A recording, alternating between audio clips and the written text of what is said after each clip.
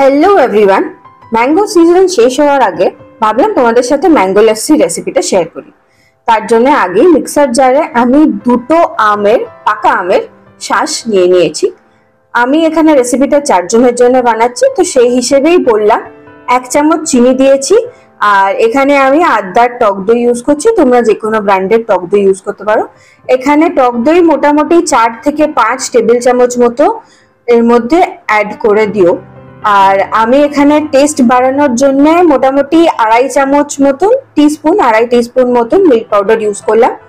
আর একটুখানি চিলড লাস্সি খাওয়ার জন্য আমি এখানে অনেক কটাই বরফ অ্যাড করেছি, তোমরা কিন্তু ঠান্ডা তোমরা কতটা খাও সেই হিসেবে বরফটা অ্যাড করো।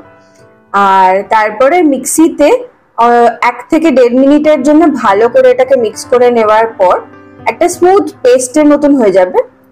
এটাই আমাদের লাস্সি হয়ে গেল। তো ম্যাঙ্গো লাস্সি আমাদের সার্ভ করে নিচ্ছি সুন্দর সুন্দর দুটো গ্লাসে। আর আমি এর মধ্যে গার্নিশ করার জন্য ইউজ করেছি হচ্ছে কিশমিশ আর কাজু, এটাই অ্যাভেলেবল ছিল আমার বাড়িতে। তো তোমাদের কাছে আরো কিছু ড্রাই ফ্রুটস থাকলে এর মধ্যে অ্যাড করতে পারো, পিস্তা থাকলে পিস্তা অ্যাড করতে পারো। অবশ্যই বানিয়ে জানিও কেমন লাগলো। ততক্ষণের জন্য বাই।